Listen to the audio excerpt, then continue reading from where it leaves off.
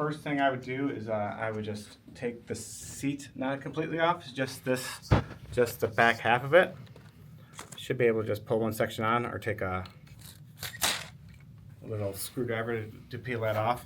And the first thing I would do, I would just unzip this part, and then I would slowly just try to move the pad around a little bit, depending which side is more wrinkly, and just try to see if you can, there's Decron in them, all of them, so you should be able to move that to the sides more, and that should help smooth out any of the wrinkles on the sides. You can shift the whole pad over a little bit depending which side is more wrinkly, and then just try that first couple times. Try to shove some of the Decron more over, and then zip it back up, and then flip it back over. Before you attach it, see if there's any more wrinkles, any big wrinkles like that. Some of those might be able to be taken off with a steamer. But so then if it's somewhat looks good on there, try to snap it back on, at least the middle part, and see if there's any more places you need to move the Decron or the fabric around more. This looks like I need to do a little bit more work to it.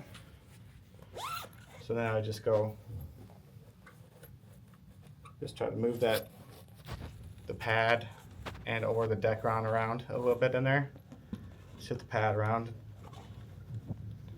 because it does move around a lot, and then just reapply it, and then hopefully after you snap it on,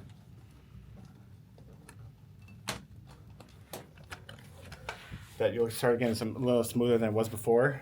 Once you hopefully get to that certain point, you can steam it, and that should hopefully take care of the rest of the wrinkles.